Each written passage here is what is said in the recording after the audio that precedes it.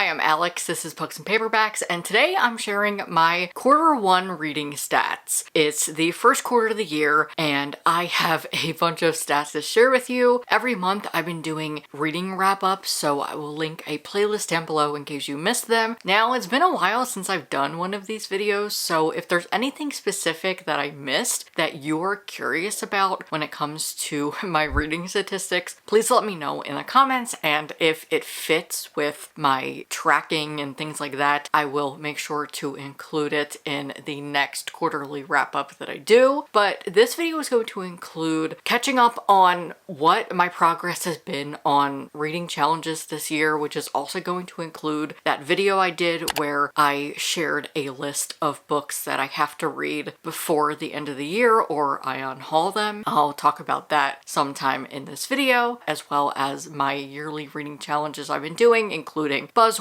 Pop Sugar, Read Queerly, and more. If you watch my reading wrap-ups, I'll be sharing the statistics that I mention in there as well. To track my reading, I use a reading tracker spreadsheet created by Allie at the Hardback Hoarder. I'll have a link down below. Let's get started. Since it's the first quarter of the year, I'll be sharing all of my stats from January to March 2025. I read 20 books, 3,410 pages, and 87 hours of audio. Out of those 20 books, I read 14 from the library, 2 I owned, and 4 were from publishers. By using my library, I saved $266.31. For source, 4 were physical, 8 were audiobooks, and 8 were ebooks. One of my goals is to read more physically this year, and as you can see, I am still prioritizing digital media, ebooks, and audiobooks, so I do want to continue to read physically and the books that I acquire. If you caught my video where I evaluated my reading from 2025 in terms of books that I've acquired, I'll link it up above in case you want to watch it. I shared that I want to read more physically, and that shows here I need to read more physically, and that is happening more in April. And I think it's going to happen more as I get into the summer and I have a bunch of video concepts that include books on my TBR that I physically own. And I've been doing that ARC series, which has helped me a lot because I have a bunch of ARCs that I was kindly sent from publishers that I need to read accordingly, and I am making more of an effort with those vlogs. However, that hasn't been happening, but I'll talk about the video portion at the end. 18 of those books were novels and 2 were graphic novels. For demographic and audience, I've read 11 adult books, 8 YA books, and 1 middle grade. I need to get back to reading middle grade. I used to read it more consistently, but lately I just haven't had the time for it. So that might be one of my goals this year, is to incorporate more middle grade because I love queer middle grade and I have a bunch that I own and need to get to. So maybe I'll make a video out of that sometime this year. For author status, I read 10 debut, 8 new to me, and 2 authors I've read before. For publication year, my top 3 are 6 2025 releases, 4 2024 releases, and 5 2023 releases. Now, these are not all of the pub years that I've read, but for my monthly wrap-ups, I always incorporate that stat. For publication type, this includes traditional, indie, and self-published works. So far, I've read 18 traditionally published books and 2 independently published books. My top 3 publishers read are HarperCollins at 6 books, Penguin Random House at 4 books, and the Dial Press at 2 books. I'm actually surprised that the Dial Press isn't more because I read that publisher so much. I'm curious to see how that stat evolves throughout the year and what it's going to ultimately be at the end. I do track my diversity in BIPOC authors, LGBTQ+ authors, and disabled authors. I also track what the representation is. My goal this year is to read more disability rep, and these span through all of the books. So I could read a book that is intersectional and I count it. This doesn't add up to all 20 books. Out of the books I've read so far, 9 were by BIPOC authors, 14 were by queer authors, and 4 had disability rep or were by a disabled author. Again, I want to read more disability rep. I actually have a reading challenge I've been following, but I need to keep up with it. So Again, I want to incorporate more disability rep into my reading this year because as you can see, I don't read enough of it. That equals to 45% of my reading is diverse in some way. Another thing I've been tracking over the last year is where the books are set. Specifically location and country. So my top 3 countries are US at 16 books, 2 from Canada, and 1 from the Philippines. And my highest cities or states are New York at 3 and PA at 2. I'm surprised about PA specifically because as somebody from PA, I had always been craving books set here, especially set in Philadelphia. And I'm so happy because over the last couple years, more books are published about Philly and set in PA specifically. It makes me so happy because I'd been longing for that since I became a reader in 2014. Next is a stat I love to track: cover color. My top 3 are 5 blue books, 5 pink books, and 4 purple. Blue is always my highest, so if you track this, I would love to know in the comments if you also have blue or just what your highest color is, because I always get blue and I feel like I need to change that. I need to be reading more pretty covers and maybe some yellow, some orange. Maybe I can make that a video concept someday, but I'm curious to know what yours is if you have it. For genre, my top 3 highest are contemporary at 8, romance at 6, and memoir at 2. I was really surprised that I had 6 romances I read. I don't know what it is, but I didn't think I was reading a lot of romance this year, but that says differently. Next, I'm going to share some of my favorite books that I've read this quarter. I'm just going to share the titles and not talk too much about them because I've talked about them excessively in my wrap-ups. Starting with The Truth According to Ember by Danica Neva, How to Excavate a Heart by Jake Maya Arlo, Second Chances in Northport Stephen by TJ Alexander, The In-Between Bookstore by Edward Underhill, Hijab Butch Blues by Lamia H, B. Mullins Takes a Shot by Emily Dubert, Shoot Your Shot by Lexi LaFleur Brown, The Cartographers by Penn Shepard, Lunar Boy by Shin and Jess Weboo, Horse Barbie by Gina Rochero, and Meet Cute Diary by Emery Lee. Now to my reading challenge progress. I have a few reading challenges I'm participating in this year, and I have condensed them to a very short list, and I'm so happy because my Storygraph last year when I did reading challenges was so long that I just couldn't do it anymore. It was way too much for me, and so now I've selected ones that I feel like I like the prompts, I can participate every month or so, and they're way more doable. I'm only going to share a couple here. I think I will do probably a video at the end of the year talking about all of my reading challenges that I participated in because I have a bunch. If you're like me and love reading challenges, at the beginning of the year I made a video where I shared a bunch of yearly reading challenges you can participate in to diversify your reading and read queer all year, so I'll link that up above for you. Let's start with my challenge. These books will self-destruct in 12 months. I created that I believe in November, so I'll have it linked down below as well. I am failing at this challenge, I'll be honest.